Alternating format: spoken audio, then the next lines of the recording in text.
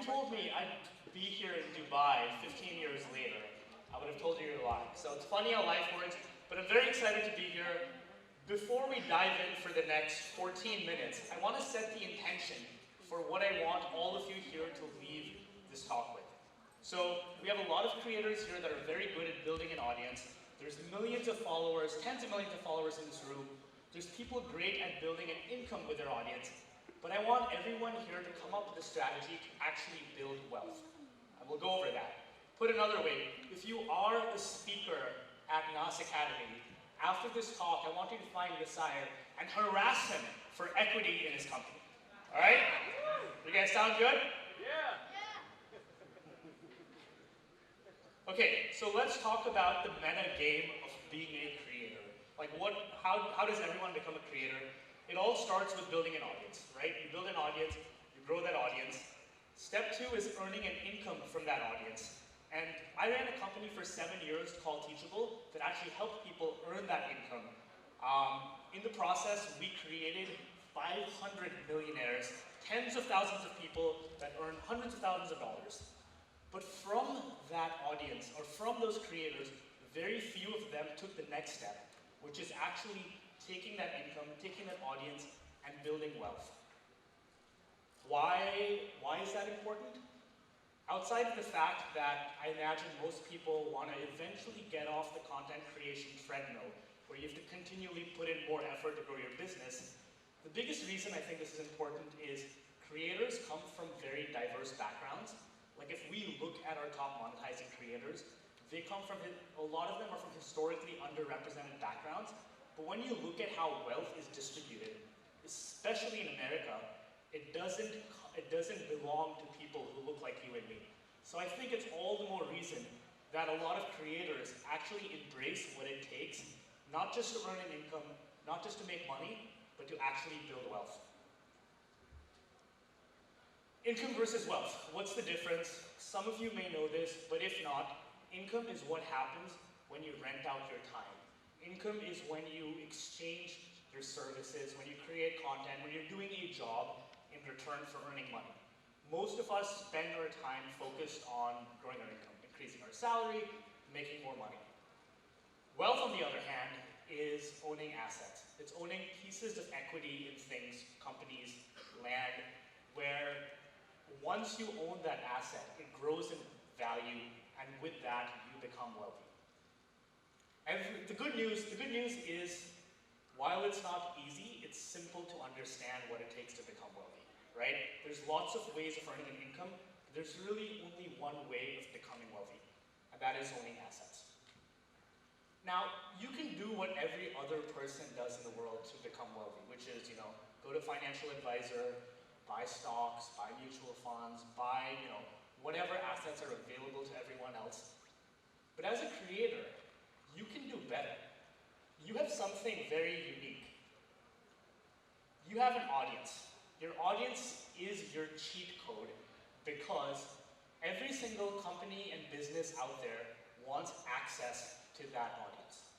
As a result, as a creator, you in turn have access to better assets than any other person. And again, once you're at the point where you have a steady income, every single one of you need to be thinking about how can you take this, right, your audience, people that trust you, and leverage that into building wealth. There's 2 fundamental ways of going about this. We'll start with option 1, which is the hardest one of all, but it's building a business with your own sort of brand equity. If you, let's say you go through the list, Google like richest musicians, richest actors, whatever, you'll notice the richest people on that list, they're not the ones that get paid the most per movie. They're not the ones that get paid the most per show. It's the ones that have taken their brand, actually built a business out of it, and used that to generate wealth. George Clooney made $1 billion selling tequila. It doesn't matter how many movies he does. Like, you do not generate that sort of wealth by trading your time for money. And again, this may be where you aspire to be someday. Like someday, maybe you start your own business and build wealth that way. For a lot of people, I don't recommend starting there because it is hard. Again, ask Messiah, right? Nas Academy is an expression of this, and while it's very valuable and while it's very meaningful, and some percentage of you will go ahead and start your own business, it's very, very difficult. But this is absolutely one of the ways to generate wealth. The second option, and this is what I really want every single person here to think about doing, is acquiring small equity stakes in a basket of startups, high-growth startups, ideally those you work with. Now, the reason this is probably the best strategy I recommend to a lot of people is multifold. Firstly, high-growth technology startups are arguably the greatest asset class of our time. There's no other way of, kind of creating $0 to billions of dollars of value in a very short period of time. Now, for the average person, it's very hard to be able to invest in the best startups. Like, Hori, why would people take your money? But if you're a creator, you have something every single one of these companies wants access to. They need you more than you need them. And that's really, really powerful. The second reason I think this is something you should all be doing is, as a creator, this is your life. You are at the cutting edge of everything happening in this world. You are making these platforms successful. Like, this happens because of you. Like, yes, you could go buy real estate, but why not actually work with the companies that you're making successful? The third thing I want to highlight is it's very important here to not think of this as a one-off, but think about it as a basket of companies you want to acquire an equity stake in. Any one of them by themselves is probably not a great asset because it's very risky and will probably go to zero. But if you were to do this 20 times, you're going to acquire an equity stake in 20 valuable companies. That's something that long after you stop creating content will ultimately end up, generating wealth for you. I don't know if any of you know Pat Flynn. He's now become a good friend of ours, the company and stuff. But his template is one I like to tell people where, he has a successful blog, successful podcast, successful YouTube channel. Raw numbers are probably smaller than a lot of people in this room. But Pat was really, really smart in terms of how he ran his business. We ended up giving him an advisory stake at Teachable in return for him promoting us and evangelizing us. And then he went on to do the same with all of these companies he worked with: ConvertKit, Circle, Leadpages, Sandcard. There's many more listed over here. So now Pat owns anywhere between, let's say 0.5% to 1% in all of these companies out there.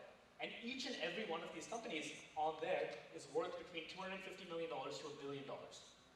So you can run the math on what that works out to, but it's safe to say that while, Pat continues to create courses and make money on YouTube and all of that, a large portion of his wealth will come from this strategy.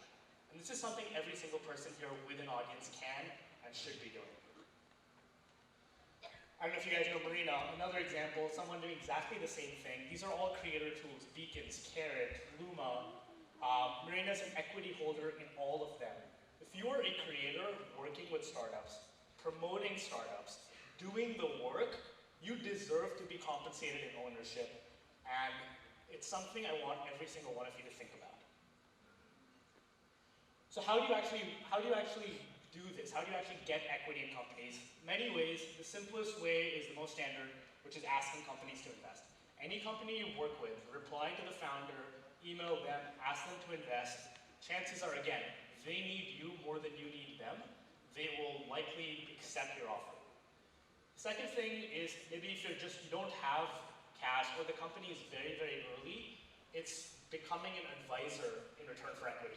That's what we did with Pat Flynn. We gave him a piece of Teachable because we wanted him to evangelize us. I don't even care for his money. I gave him, part of my company, and a lot of other founders will do the same thing if you are actually, bringing traffic, evangelizing the product, and, helping out over there. Third thing is, a lot of you work with companies, you have brand deals, you do things in return for money. If I were you, for all of the companies you work with that you like, I would ask for at least a 50-50 split for equity and cash, because ultimately, that's what's, going to make you wealthy. The last two things are what you should do in addition. I wouldn't do this in return, but one could be investing in funds where someone else is actually investing in these basket of companies and you can, have leverage there. And the funny thing is, if you actually get good at this, right? Let's say you're doing this and you're doing this well, you can actually be a creator that's running a fund on behalf of other people and getting leverage on your capital. I mean, that comes later, it's pretty advanced, but again, Knight Media is doing this right now, where not only are the creators investing directly, but Knight Media is running a fund on behalf of other creators to sort of help everyone happen. Or in the world of pop culture, even the Chainsmokers have a venture fund right now. The Chainsmokers fund is specifically aggravating to me because just last week I found this very promising company. I was going to invest in them, but then the Chainsmokers wanted to invest in them, and they prefer the Chainsmokers who actually can't help them while I can help them, and I wasn't able to. But that shows the power of celebrity, right? Like if you are a creator and you have an audience, you will get into the most competitive deals. You will be able to invest in pretty much anything you want to. And that's something I want you all to think about. How do you actually take this and incorporate it into your business? After this talk, what I want you to all do is, that's my friend David Perel. He has this really cool graphic that I'm going to leave on the screen for a second, where he plotted out his business model, right? It's his entire business model and how it feeds into each other, but he has investing as a very important piece over there. Think about how can owning equity in businesses become a part of your business model, because pretty much no one is doing that today. And when you look back on your career, when you look back on the years you had as a creator, you're going to realize that's where you're ultimately generating the wealth from.